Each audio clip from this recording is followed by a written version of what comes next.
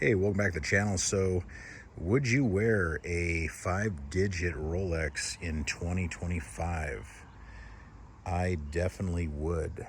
I absolutely love the 5-digit Rolex. Pretty much all the models, well, except for, the 36 millimeter size watches like the Datejust or the Rolex Explorer 1. I had a 36 millimeter Datejust before in the past, and it was just too small for my wrist, to be honest. I mean, you could wear it and get used to it after a while, but really the sweet spot for me is 40 mil, and I have a 7.5 inch wrist, and this 40 mil just fits perfect. What I like about these Explorer 2s, if you can find one that is in good condition, and the way you do that is if you look at this bezel, how it still has its original factory brushing. You still have that original polish around the bezel, and then you have the paint, which looks perfect still. It is not worn off like a lot of them. Yeah, there's a little scratches here and there, but a lot of them you'll see where the paint, the black enamel, will just be worn off and there's almost nothing there. So you really need to look for that.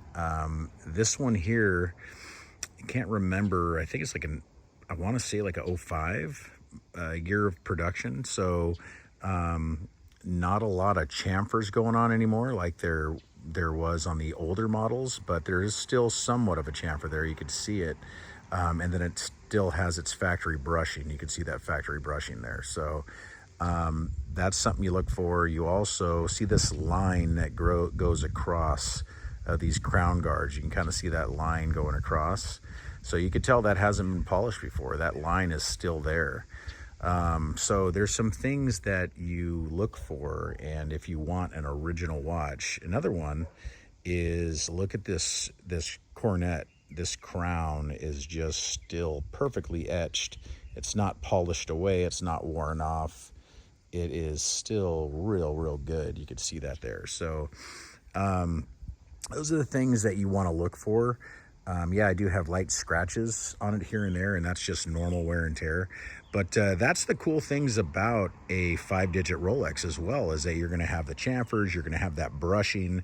You're not going to have any of that on the new Rolex watches. You're not going to.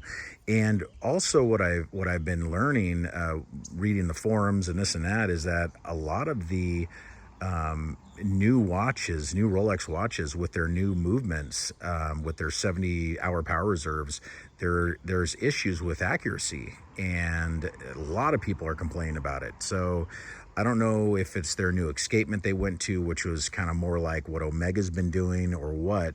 But I like these older movements. This one's a 3185. It's not a 3186. This one was right before that transition to the 3186, but these things are solid. It's off of the 3130 platform, and they're super solid. It's a 50-hour power reserve. Just a great movement. They're tried and true, and I've never had a problem with accuracy with these watches, never. And I've had multiple ones, trust me, multiple different ones over the years with this variation of movement, and never had a problem. So that's something that you need to really look for when you're getting 5-digit Rolex. Make sure your movements were running good. Make sure, I think the main thing too is to really look at the condition. And if you look at what I talked about already, like on this model, on this specimen here, then you'll be fine. Those are the things to look for. Case polishing, the bracelet, look at all that stuff, and then you're going to be getting a good watch.